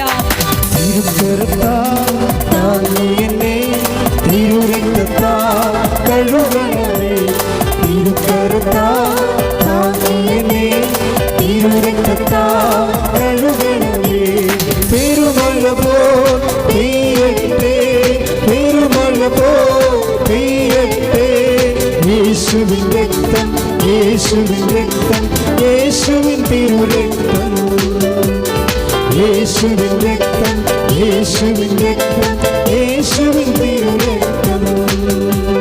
പരിശുദ്ധ പരമദിവ്യകാരുണ്യത്തിന് ആരാധനയും സ്തുതിയും പുകഴ്ചയും ഉണ്ടായിരിക്കട്ടെ. ഇതാണ് സമീപസ്ഥർ എന്ന് പറയുന്നത്. ആരാണ്? കർത്തൃ തിരുസന്നിധി നിൽക്കുന്നവരാണ്. 24 hours എന്ന് വെച്ചാൽ ഏത് വിഷയം വന്നാലും, ഏത് അശനിവാദങ്ങൾ പോലെ അഭിചാരിതമായിട്ട് വന്നാലും first reference goes to God. ദൈവത്തിനാണ് കൊടുക്കുന്നത്. അത് അവരാണ് സമീപസ്ഥർ എന്ന് പറയുന്നത്. അവരെക്കുറിച്ച് എന്താണ്? ഐസയ്യ 23:22, ഐസയ്യ 23:22 വചനം ഏറ്റു പറയുക, എൻ്റെ സന്നിധിയിൽ നിന്നിരുന്നെങ്കിൽ. അതായത് ചിന്താഗതി മൂലമായാലും ശരി, വിചാരം കൊണ്ടായാലും വാക്കുകൊണ്ടായാലും, we must be abide with Jesus. കർത്താവിൻ്റെ കൂടെ ആയിരിക്കണം എന്നാണ് പറയുന്നത്. അതാണ് ഏറ്റു പറഞ്ഞ്, എൻ്റെ സന്നിധിയിൽ നിന്നിരുന്നെങ്കിൽ എൻ്റെ ജനത്തോട് അവരുടെ വാക്കുകൾ പ്രഘോഷിച്ച് ദുർമാർഗത്തിൽ നിന്ന്, ദുർവൃത്തികളിൽ നിന്ന് അവരെ പിന്തിരിപ്പിക്കുമായിരുന്നു. ഇതാണ് ദൈവദർശനം നിൽക്കുന്ന വ്യക്തികൾ.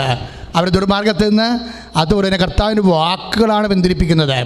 കർത്താവിൻ്റെ വാക്കുകൾ അനപേക്ഷണീയമായിട്ട് നമ്മൾ ജീവിക്കുമ്പോൾ നമ്മൾ ദുർമാർഗത്തിൽ പിന്തിരിഞ്ഞുകൊണ്ട് കർത്താവിൻ്റെ തിരുസ്ഥിതി വരുമെന്നാണ് ജെറമ്യായുടെ വെളിപ്പെടുത്തലുകൾ. അതിനോടനുബന്ധിച്ചുള്ള വചനമാണ് 23:23. കർത്താവ് ചോദിക്കുന്നു. എന്താ കർത്താവ് ചോദിക്കുന്നത്? നമ്മൾ പണ്ട് പറഞ്ഞ കാര്യങ്ങളാണ്, നേരത്തെ പറഞ്ഞ കാര്യങ്ങൾ. എന്താ കർത്താവ് ചോദിക്കുന്നത്? സമീപസ്ഥരായിരിക്കുമ്പോൾ, ഏത് പറഞ്ഞേ? സമീപസ്ഥരായിരിക്കുമ്പോൾ കർത്താവ് ചോദിക്കുന്നു, സമീപസ്ഥനായിരിക്കുമ്പോൾ മാത്രമാണോ ഞാൻ നിങ്ങൾക്ക് ദൈവം. അതായത് നമുക്ക് കർത്താവിന് നമ്മൾ അകന്നു പോകുന്നു തോന്നിയാലും വേറെ ഒരു ദൈവമില്ല, അവൻ മാത്രമാണ് ദൈവം. അതാണ് കർത്താവ് ചോദിക്കണത്. ചില ആൾക്കാർ പറയത്തില്ലേ, ഇപ്പോൾ കർത്താവ് എൻ്റെ കയ്യിരിപ്പ് കൊണ്ടാണ് ഞാൻ ദൈവത്തിൽ നിന്ന് അകന്നു പോയി, എൻ്റെ പാപം കൊണ്ടാണ്, എൻ്റെ പ്രാർത്ഥന ഇല്ലായ്മ കൊണ്ടാണ് എന്ന് പറയുമ്പോൾ കർത്താവിൽ ഞാൻ അകന്നു പോയെന്ന് പറയും. അപ്പോൾ അകന്നു പോയെന്ന് പറയുമ്പോൾ നമ്മുടെ പ്രാർത്ഥന വീണ്ടും വീണ്ടും കുറയ്ക്കുകയുള്ളൂ. സത്താൻ നമ്മളൊക്കെ വീണ്ടും വീണ്ടും ആധ്യാത്മിക കാര്യങ്ങളിലുള്ള ഔത്സുഖ്യങ്ങൾ ഇങ്ങനെ സൃഷ്ടിച്ചു കൊണ്ടേയിരിക്കും. അതിന് വരെ എന്താ പറയണത്? 23:21 കർത്താവ് ചോദിക്കുന്നു, ഏത് പറഞ്ഞേ? സമീപസ്ഥനായിരിക്കുമ്പോൾ മാത്രമാണോ ഞാൻ നിങ്ങൾക്ക് ദൈവം. വിദൂരത്തിലായിരിക്കുമ്പോഴും ഞാൻ തന്നെയല്ലേ ദൈവം. വിദൂരത്തിലായിരിക്കുമ്പോഴും ഞാൻ തന്നെയല്ലേ ദൈവം.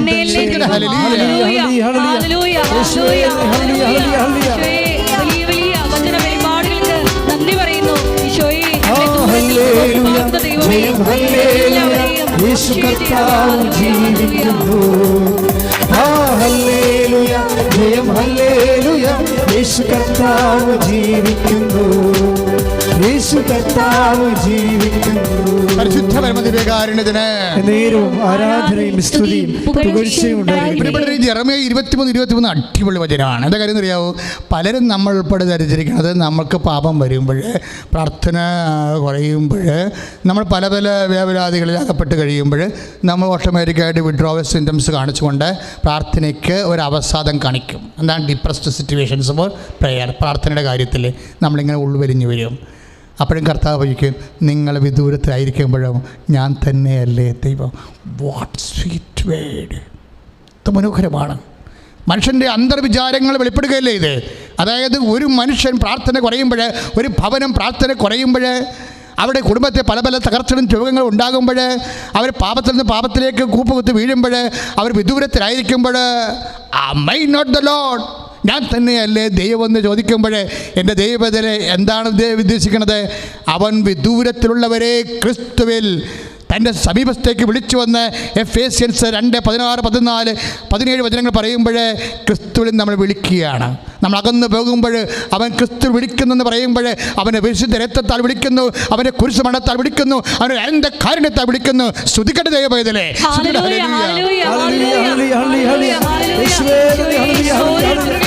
അങ്ങ് കാണിക്കുന്ന വലിയ സ്നേഹത്തിന്, കാരുണ്യത്തിന് നന്ദി പറയുന്നു ഈശോയെ. ഞങ്ങൾ ഓരോരുത്തരും പാപത്തിൽ വീഴുമ്പോൾ അങ്ങയുടെ വലിയ സ്നേഹത്തിലേക്ക് ഞങ്ങൾ ഓരോരുത്തരെയും മാടി വിളിക്കുന്നതിനെ ഓർത്ത് നന്ദി പറയുന്നു. Hallelujah, hallelujah.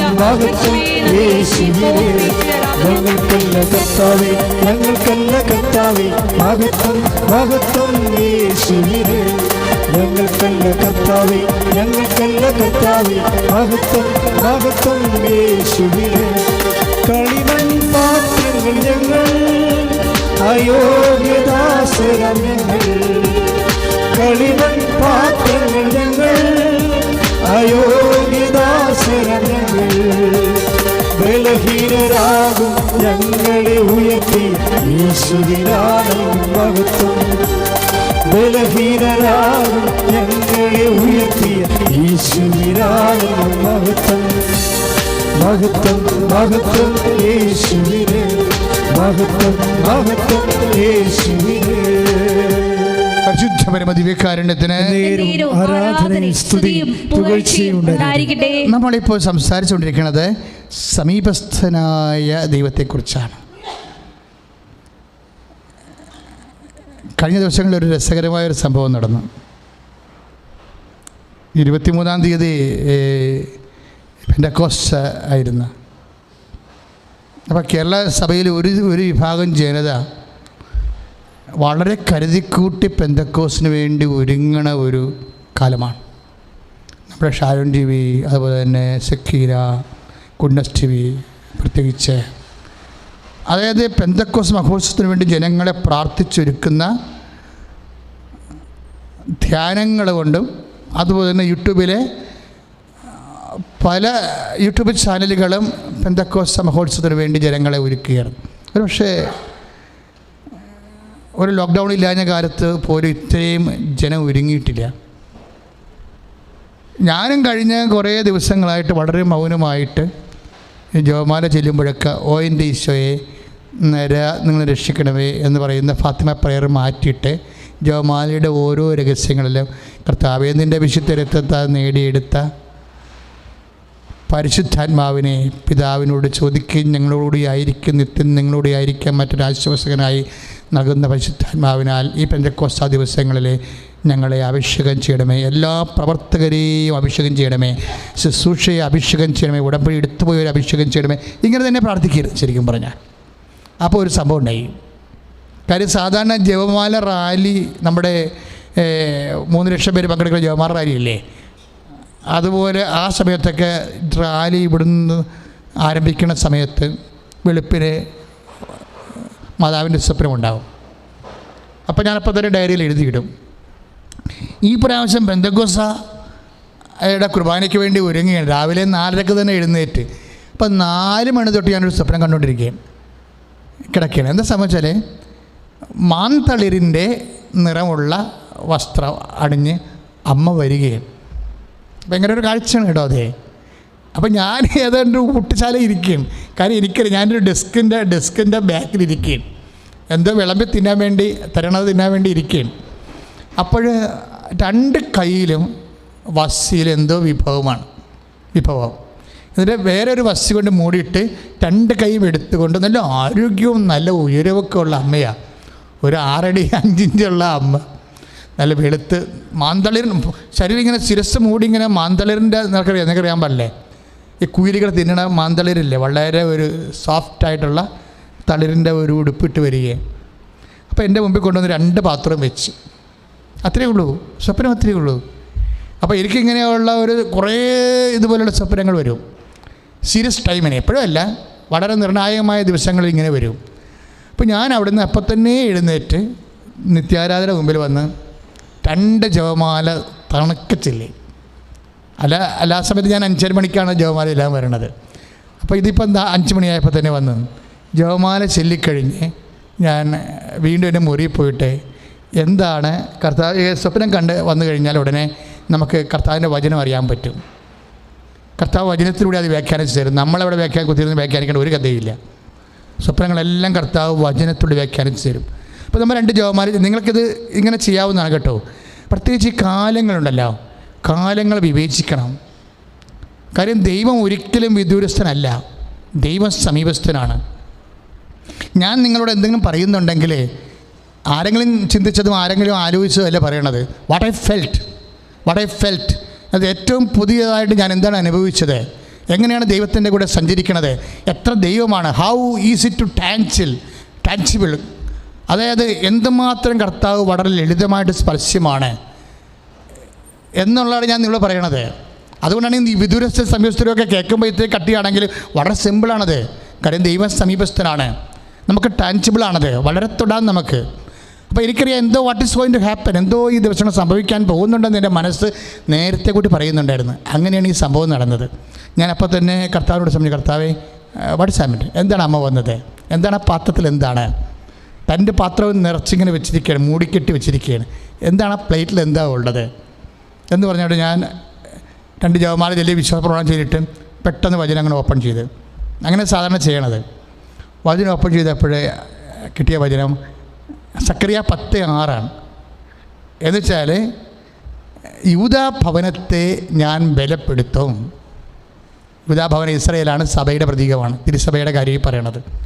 തിരുസഭ ഇപ്പോൾ ബലക്ഷയമായിക്കൊണ്ടിരിക്കുന്ന ഒരു കാലമാണ്. കാര്യം ഈ ഗേ സെക്സിൻ്റെ മാരേജ് നടന്നിട്ട് ഇന്ന് വരെ വത്തിക്കാൻ ഒരു സംഭവം അതിനെക്കുറിച്ച് പറഞ്ഞിട്ടില്ല. വെരി സ്ലോയാണ്. എനിക്ക് ഭയങ്കര സങ്കടമുണ്ട് ആ വിഷയത്തിൽ. Why Vatican is so slow, why Rome is so slow. ഇങ്ങനെയുള്ള ഭയങ്കരമായ മാരക പാപങ്ങൾ ലോകത്തിൽ കോവിഡിനേക്കാൾ ആത്മാവിനെ, കോവിഡ് ശരീരത്തിനെ കൊല്ലത്തുള്ളൂ, പക്ഷേ ഇത് ആത്മാവിനെ നേരിട്ട് കൊല്ലുകയാണ്. അപ്പം നേരിട്ട് കൊല്ലുന്ന മാരകമായൊരു പാപം ഉണ്ടായിട്ട് എന്തുകൊണ്ടാണ് സഭ സോ സ്ലോ? അപ്പോൾ സഭ ബലക്ഷയമാകുന്നതിൽ എനിക്ക് ഭയങ്കര സങ്കടമുണ്ട്. അപ്പം ഞാനത് ഈശോയുടെ പ്രൈവറ്റായിട്ടും അല്ലാതെയൊക്കെ എൻ്റെ രോക്ഷങ്ങൾ കർത്താവിനോട് പറഞ്ഞിട്ടുണ്ട്. Why church is so silent about it.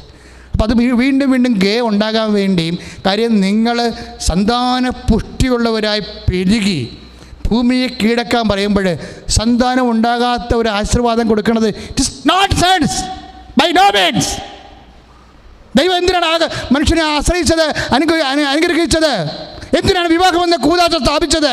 നിങ്ങൾ സന്താന പുറ്റുള്ളവരെ പെരുകി ഭൂമിയെ കീഴടക്കാൻ എന്ന് വെച്ച് കഴിഞ്ഞാൽ അർത്ഥം എന്താണ്?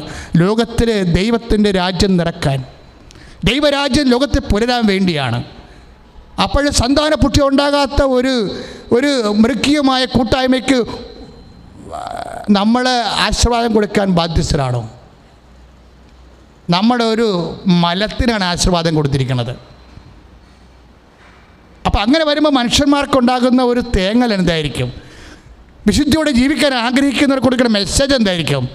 അപ്പോൾ ഇങ്ങനെയെല്ലാം കൊണ്ട് വിശ്വാസികൾ, സഭയെന്ന് പറയണത് ഒരു സംവിധാനമോ അഡ്മിനിസ്ട്രേഷനോ ഒന്നും അല്ലല്ലോ. സഭ ദൈവജനമാണ്. ഞാൻ സഭയെന്ന് ഉദ്ദേശിക്കുന്നത് ദൈവജനത്തെയാണ്. ദൈവജനമാണ് സഭ. സഭയെ നയിക്കുന്നവരുണ്ടാകാം, പക്ഷേ സഭ ബേസിക്കായിട്ട് എന്താണ്? ദൈവജനമാണ്. ദൈവജനത്തിന് ഉതപ്പ് വന്നിരിക്കുന്നോ? ദൈവജനത്തിൻ്റെ വിശ്വാസത്തിൽ ശരിക്കും ഒരു വലിയ സങ്കടങ്ങൾ വന്നിരിക്കുന്നു. അവർക്ക് സത്യം ഏതാണ്, മിഥ്യ ഏതാണെന്ന് അറിയാൻ പാടില്ലാതെ, പാപമേതാണ് പുണ്യമേതാണെന്ന് അറിയാൻ പാടില്ലാതെ ഒരു മനക്കലക്കം ഉണ്ടായിരിക്കുന്നു. സാത്താൻ ആദ്യം ചെയ്യണത് എന്താണ്? വിശ്വാസിയുടെ മനസ്സിനെ കലക്കിക്കളയും. എന്താ ചെയ്യണമെന്ന് അറിയാൻ പാടില്ലാത്ത അങ്ങനെ നിൽക്കുന്ന ഒരു ബലക്ഷയം പിടിച്ച ഒരു ദൈവജനം, സഭയെക്കുറിച്ച് എനിക്ക് എപ്പോഴും വേദന ഉണ്ടായിരുന്നു. അപ്പോൾ അമ്മ പറഞ്ഞിരിക്കുന്നത് എന്താണ്? ഞാൻ യൂദയ ഭവനത്തെ ബലപ്പെടുത്തും എന്നാ. അപ്പോൾ സഭയെ കർത്താവ് ബലപ്പെടുത്തും. തിന്മയുടെ ശക്തികൾ പ്രബലപ്പെട്ടാലും കർത്താവ് ആദ്യമേ തിന്മയുടെ ശക്തികൾ പ്രബലപ്പെടുന്നതിനെക്കുറിച്ച് ഹി വാസ് സോ കോൺഷ്യസ്. അതുകൊണ്ടാണ് പറഞ്ഞത്, നരകത്തിൻ്റെ താക്കോൽ, സ്വർഗരാജ്യ താക്കോൽ ഞാൻ നിനക്ക് തരും, നരക കവാടങ്ങൾ അതിനെതിരെ പ്രബലപ്പെടുകയില്ല. അപ്പോൾ നരക കവാടങ്ങൾ ഇപ്പോൾ പ്രബലപ്പെട്ടിട്ടുണ്ടെങ്കിൽ അത് കുറച്ച് സമയത്തേക്ക് മാത്രമായിരിക്കുമെന്നാണ് ഈശോ പറഞ്ഞത്. സഭയെ, യൂദയ ഭവനത്തെ അവൻ ബലപ്പെടുത്തുമെന്ന്. കർത്താവായ ദൈവം അവൻ്റെ അമ്മയായ പരിശുദ്ധ കന്യാമറിയത്തിൻ്റെ മാധ്യസ്ഥതയാലെ യൂദയ ഭവനത്തെ ബലപ്പെടുത്തുമെങ്കിൽ അതാണ് രണ്ട് പ്ലേറ്റ് നിറച്ച് രണ്ട് വിഭവമായിട്ട് വരുന്നത് എന്തിനാണ്? ആത്മീയ ഭക്ഷണവുമായിട്ട് വരുന്നത് എന്തിനാണ്? സഭയുടെ ശരീരത്തെ ബലപ്പെടുത്താനാണ്. സഭയുടെ ശരീരത്തെ ബലപ്പെടുത്തുന്ന, ദൈവജനത്തെ ബലപ്പെടുത്തുന്ന, യഥാർത്ഥത്തിലുള്ള ദൈവിക എല്ലാ ആത്മീയ അധികാരികളെയും ബലപ്പെടുത്തുന്ന ഒരു ഭക്ഷണം, സ്വർഗീയ ഭക്ഷണം പരിശുദ്ധ അമ്മയുടെ കൈകൾ കൊണ്ട് സഭയ്ക്ക് ലഭിക്കും.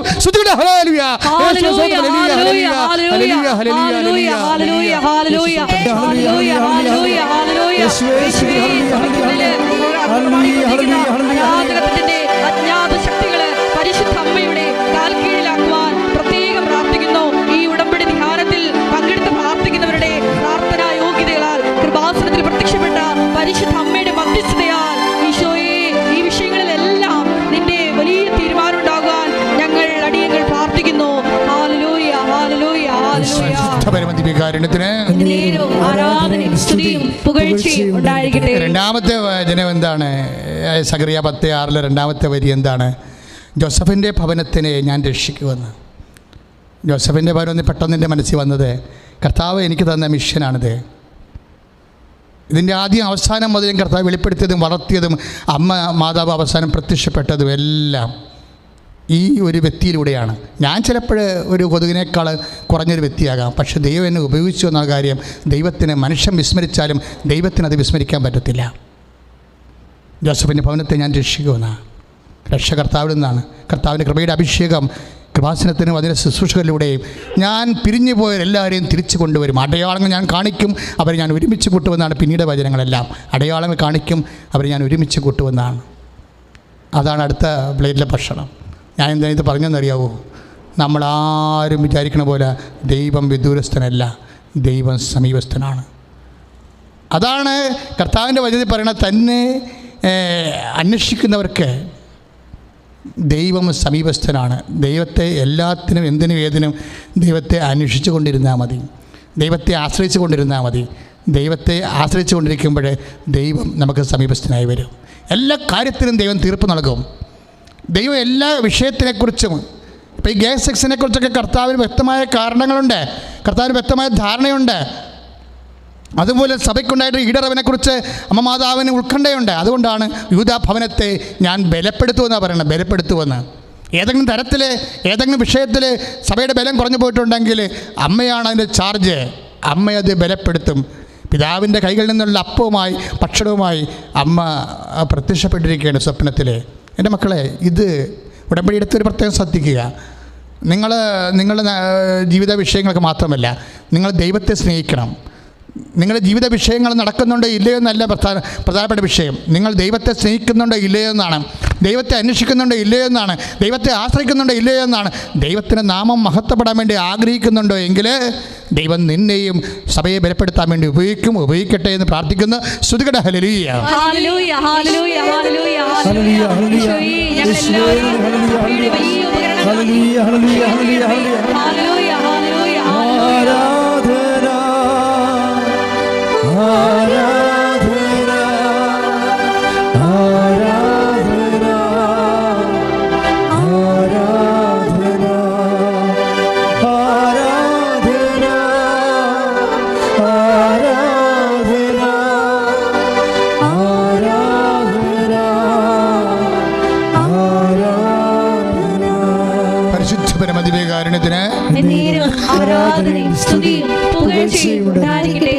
രോഗികളായവരെ, രോഗസൗഖ്യ പ്രാർത്ഥനയുടെ സമയമാണ്. രോഗികളായവരെ, രോഗാതുരമായ ഇടങ്ങളിലെ കർത്താവ് ആരാധന തുടങ്ങിയപ്പോൾ തന്നെ കാണിച്ചായിരുന്നു. ഉള്ളിലെ പഴുത്തവരെ കാണിച്ചു, വയറിൻ്റെ ഉള്ളിൽ കുടലുകൾ പഴുത്തിരിക്കുന്നവരെ കാണിച്ചിരുന്നു, അസ്ഥി ദ്രവിക്കുന്നവരെ കാണിച്ചു. അപ്പോൾ ഇനിയും കുറേ അധികം സൗഖ്യങ്ങൾ നടക്കും തീർച്ചയായിട്ടും. അതുകൊണ്ട് എൻ്റെ മക്കൾ വിശ്വാസത്തോടെ രോഗമുള്ള ഇടത്തെല്ലാം കൈകൾ വെക്കുക. സ്പോണ്ടിലോസിസിന് അസുഖമുള്ള പിൻകഴുത്തിൽ കൈവെക്കുക. തൈറോയ്ഡ് രോഗികളും ടോൺസിൽ രോഗികളും തൊണ്ടയിൽ കൈവെക്കുക. മക്കളില്ലാത്തവർ ഉദര അടിവയറ്റിൽ കൈവെക്കുക. കരൾ രോഗികൾ കരളിൻ്റെ എവിടെ കൈവെക്കുക. ഹൃദയരോഗികൾ ഹൃദയത്തിൽ കൈവെക്കുക. കൈവച്ചുകൊണ്ട് വിശ്വാസ പ്രമാണം ചൊല്ലിക്കൊണ്ടേയിരിക്കുക. കർത്താവിൻ്റെ ശക്തി അടിപ്പണ പോലെ വൈദാക്കാലം പോലെ നിന്നിലേക്ക് കടന്നു വരുന്ന സമയമാണ്. മുടി കൊഴിയുന്നവരുണ്ട്. ഇന്നലെ ഒരു സഹോദരി മൊബൈലിൽ ഒരു മെസ്സേജ് ഇട്ടിരുന്നു. സോറിയാസിസ് വന്നിട്ട് അവിടെ കൈകളെല്ലാം തിണർത്ത് തൊലി ഇങ്ങനെ പൊളിഞ്ഞ് വൃണമായിരിക്കുന്നു. അവർക്ക് വേണ്ടി ഞാൻ പ്രാർത്ഥിക്കുന്നു. ഇപ്പോഴേ അവരെ കർത്താവ് ഇപ്പോൾ സുഖപ്പെടുത്തും. കർത്താവ് വിശുദ്ധമായ രക്തമാണ് സോറിയാസിസിലേക്ക് പെയ്തിറങ്ങാം. അതുപോലെ ത്വക്ക് രോഗികളെ കർത്താവിന് വിശുദ്ധമായ രക്തം പെയ്തിറങ്ങാൻ വേണ്ടി പ്രാർത്ഥിച്ചുകൊണ്ടിരിക്കുക. ആരാധനയെ കർത്താവ് ജ്വലിച്ചുകൊണ്ട് അമ്മ തീക്ഷ്ണമായി മധ്യസ്ഥം വഹിച്ചുകൊണ്ട് നിൽക്കുന്ന സ്വർഗീയ നിമിഷങ്ങളിലേക്കാണ് നമ്മൾ എത്തിച്ചേർന്നിരിക്കുന്നത്. ശാപരോഗികൾ, രക്തസ്രാവമുള്ളവർ, മൂത്രമറിയാതെ പോകുന്നവർ, കിഡ്നി രോഗികൾ എല്ലാവരും അതാ സ്ഥലങ്ങളിൽ കൈവച്ചുകൊണ്ട് പ്രാർത്ഥിച്ചുകൊണ്ടിരിക്കട്ടെ. വായിൽ കേടുള്ളവർ, ബന്ധുക്കൾ, സ്വന്തപ്പെട്ടവരും, കോവിഡ് രോഗികളായിപ്പോയവർ, ശ്വാസകോശങ്ങൾ തിങ്ങിപ്പോയവർ, ഓക്സിജൻ കിട്ടാത്തവർ, ഓക്സിജൻ കുറയുന്നവരെല്ലാം നെഞ്ചത്ത് കൈവച്ചുകൊണ്ട് അവർക്ക് വേണ്ടി പ്രാർത്ഥിക്കട്ടെ. കർത്താവേ, നിൻ്റെ കാരുണ്യത്തിന് വേണ്ടി പ്രാർത്ഥിക്കുന്നു. കർത്താവേ, നിൻ്റെ വിശുദ്ധ പൗരോഹിത്യത്തെ മഹത്വപ്പെടുത്തി പ്രാർത്ഥിക്കുന്നു. കർത്താവേ, സഭയുടെ സാന്നിധ്യപരമാക്കി പ്രാർത്ഥിക്കുന്നു. എൻ്റെ കർത്താവിൻ്റെ അടിപ്പടതാർന്ന വലതുകരം ഓരോ രോഗികൾ എവിടെയെല്ലാം കൈവെക്കുന്നുണ്ട് അവിടെയെല്ലാം അടിപ്പടതാർന്ന വലതുകരത്താൽ സ്പർശിക്കണമേ. അടിപ്പട പോലെ വൈദാക്കാലം പോലെ ദൈവികമായ ശക്തിയാൽ ഈ നിമിഷം അവർ സൗഖ്യം പ്രാപിക്കട്ടെ. യേശുക്രിസ്തുവിന്റെ വിശുദ്ധ രക്തം ഉള്ളംകാലം മുതൽ ഉച്ചവരെ കുതിരട്ടെ. യേശുക്രിസ്തു ഉന്നതമായ നാമത്തിൽ മാർഗ രോഗികൾ, സ്ഥിരവേദികൾ യേശു നാമത്തിൽ സൗഖ്യമാകട്ടെ.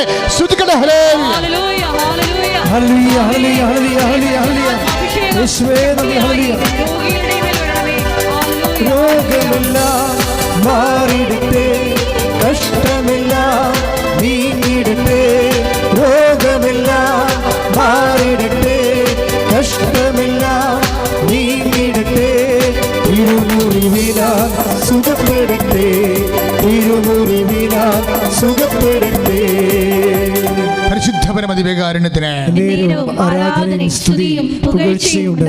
മക്കളെ കണ്ടെത്താൻ കഴിയുന്ന ഇപ്പോൾ തന്നെ അവിടുത്തെ അന്വേഷിക്കാൻ പറഞ്ഞിട്ടുണ്ട്. ഐസയ 55:6 ആ വചനം അനുസ്മരിച്ചുകൊണ്ട് കർത്താവ് ജ്വലിച്ചു നിൽക്കുന്ന ദിവികാരുണ്യം ജ്വലിച്ചു നിൽക്കുന്ന ഈ നിമിഷങ്ങളിലെ നിൻ്റെ ജീവിതത്തിൻ്റെ മുഴുവൻ വിഷയങ്ങൾ കർത്താവ് സമാധാനം ഉണ്ടാക്കാൻ പോകുന്നു.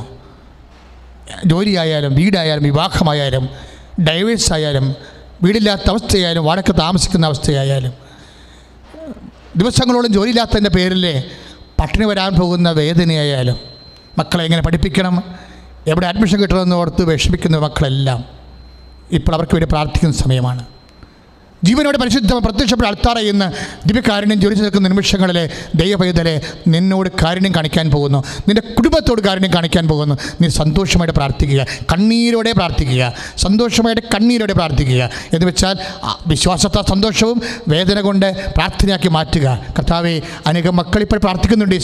ഈശോ ജീവിക്കാൻ നിവൃത്തിയില്ലാത്തവരെ, മാനത്തോടെ ജീവിക്കാൻ നിവൃത്തിയില്ലാത്തവരെ, എങ്ങനെ ജീവിക്കണം ആരും സഹായിക്കാനില്ലാത്തവർ കർത്താവേ, ശത്രുതകളുള്ളവർ കർത്താവേ, പലതരത്തിലുള്ള വിരട്ടലുകളെ കർത്താവെ, വേദനിക്കുന്നൊരു കർത്താവെ, ആരും കർത്താവെ നിസ്സഹായമായി നിൽക്കുന്ന മക്കൾ കർത്താവെ, അങ്ങനെ തിരിച്ചറി കണ്ണിനെ പ്രാർത്ഥിക്കുന്നു. ജോലിയില്ലാത്തൊരു, വേലയില്ലാത്തൊരു, കൂലിയില്ലാത്തൊരു, വീടില്ലാത്തൊരു, വഴിയില്ലാത്തൊരു കർത്താവെ, അങ്ങനെ തിരിച്ചറി പ്രാർത്ഥിച്ചൊരു കർത്താവെ, നിയമപരമായ തടസ്സമുള്ളവരെ കർത്താവ് പലപ്പോഴും പാസ്പോർട്ടിന് മിസ്സായിക്കും കർത്താവെ, യോഗ്യതാ പരീക്ഷകൾ കർത്താവെ തോറ്റുപോകുന്ന കർത്താവെ, അങ്ങനെ തിരിച്ചറി പ്രാർത്ഥിക്കുന്ന കർത്താവെ, പലതരത്തിലുള്ള യോഗ്യതാ പരീക്ഷകൾ, നൈപുണ്യ പരീക്ഷകളൊക്കെ എഴുതിയിട്ടുള്ളൊരു കർത്താവെ, അതിൻ്റെ റിസൾട്ട് പ്രതീക്ഷിക്കുന്നവർ തോറ്റുപോയവരെല്ലാം കർത്താവെ കണ്ണുനീരോടെ ആരാധനയെ പങ്കെടുക്കുന്ന കർത്താവ്, അവരെല്ലാം നീ ആശീർവദിക്കുന്ന കർത്താവ്.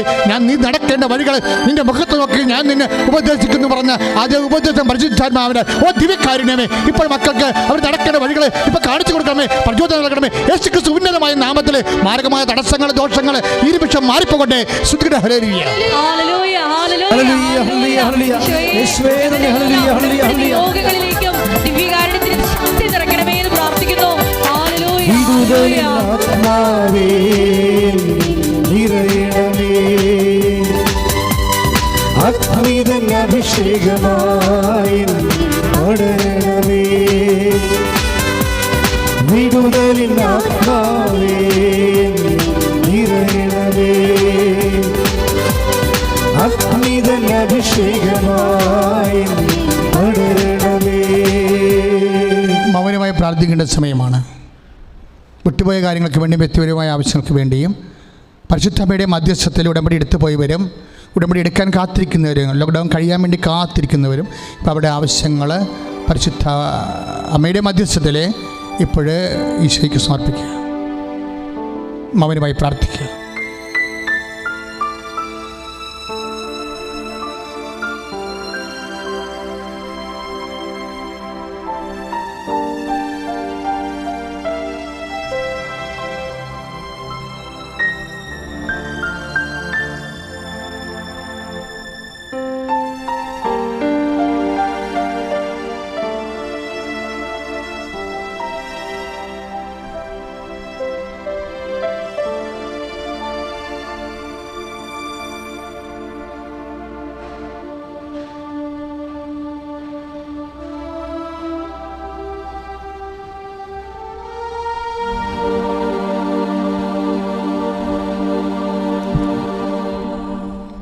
മരിയ ദിനങ്ങളിലൂടെ നമ്മൾ അനുഗ്രഹ ദിനങ്ങളിലൂടെ കടന്നു പോവുകയാണ്. എല്ലാ ദിവസവും 4:45 പരിശുദ്ധ ജപമാല, അതിനുശേഷം മതാവിന് വണക്കം വായന.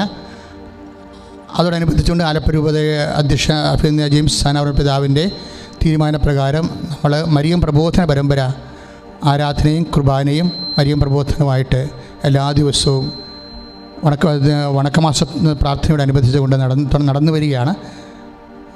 മറക്കാതെ പങ്കെടുക്കാൻ പ്രത്യേകം ശ്രദ്ധിക്കുക. ഈ ശുശ്രൂഷ ഷെയർ ചെയ്യാത്തവർ ഇപ്പം തന്നെ ഷെയർ ചെയ്യണം. ഒരു സ്വർഗ്ഗസ്ഥനായ പിതാവ് ചൊല്ലിയിട്ട് ഷെയർ ചെയ്യാവൂ. പ്രാർത്ഥിക്കുക. കർത്താവായ ദൈവമേ, ഈ ശുശ്രൂഷ ഞാൻ കൂടിക്കൊണ്ടിരിക്കുന്ന ശുശ്രൂഷ കർത്താവിനെ അറിയാത്തവരെ അറിയുന്നതിന് വേണ്ടി അറിഞ്ഞവരെ ആഴപ്പെടാൻ വേണ്ടി ഞാനിത് ഷെയർ ചെയ്യുന്നു. സ്വർഗ്ഗസ്ഥനായ പിതാവ് ചൊല്ലുക. സ്വർഗ്ഗസ്ഥനായ പിതാവേ, അങ്ങയുടെ നാമം പൂജിതമാകണമേ, അങ്ങയുടെ രാജ്യം വരണമേ, അങ്ങയുടെ തിരുമനസ്സ് സ്വർഗ്ഗത്തിലെ പോലെ ഭൂമിയിലുമാകണമേ. അന്നു വേണ്ടുന്ന ആഹാരം ഇന്ന് ഞങ്ങൾക്ക് തരണമേ. ഞങ്ങളോട് തെറ്റ് ചെയ്യുന്നവരോട് ഞങ്ങൾ ക്ഷമിക്കുന്നത് പോലെ ഞങ്ങളുടെ തെറ്റുകൾ ഞങ്ങളോട് ക്ഷമിക്കണമേ. ഞങ്ങളെ പ്രലോഭനത്തിൽ ഉൾപ്പെടുത്തരുതേ, തിന്മയിൽ ഞങ്ങളെ രക്ഷിക്കണമേ. ആമേൻ. കൃപാസന യൂട്യൂബ് ചാനൽ സബ്സ്ക്രൈബ് ചെയ്യാത്തവരുണ്ടെങ്കിൽ ഇപ്പോൾ തന്നെ സബ്സ്ക്രൈബ് ചെയ്യേണ്ടതാണ്. മാതാവിൻ്റെ ചാനലിലൂടെ മാതാവാണ് നിങ്ങളുടെ ഭവനങ്ങളിലേക്ക് വന്നതെന്ന് അനേകം മക്കളുടെ സാക്ഷ്യമുണ്ട്. അത് നിങ്ങൾക്ക് അവകാശം ഓഹരിയാക്കാൻ വേണ്ടി നിറഞ്ഞവരെയും പ്രാർത്ഥിച്ചുകൊണ്ട് ഈ വിഷയം സബ്സ്ക്രൈബ് ചെയ്യാത്തവർ സബ്സ്ക്രൈബ് ചെയ്യുക. നിറഞ്ഞ പറയുക, സ്വസ്തി കർത്താവ് അങ്ങയുടെ കൂടെ സ്ത്രീകളിൽ അങ്ങ് അനുഗ്രഹിക്കപ്പെട്ടവളാകുന്നു. അങ്ങയുടെ ഉദരത്തിൻ ഫലമായി ഈശോ അനുഗ്രഹിക്കപ്പെട്ടവനാകുന്നു. പരിശുദ്ധ മറിയമേ, തമ്പുരാന്റെ അമ്മേ, പാപികളായ ഞങ്ങൾക്ക് വേണ്ടി ഇപ്പോഴും ഞങ്ങളുടെ മരണസമയത്തും തമ്പുരാനോട് അപേക്ഷിക്കണമേ. ആമേൻ. സമാപന ആശീർവാദം സ്വീകരിക്കാം.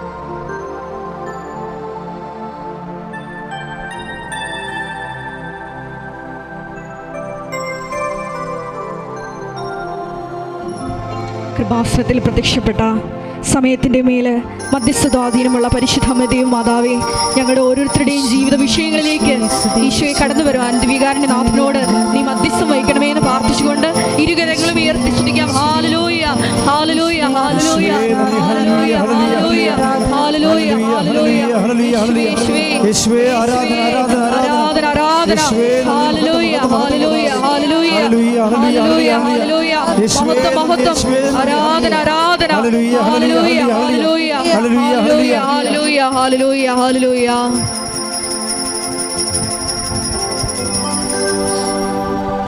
പരിശുദ്ധ പരമമാ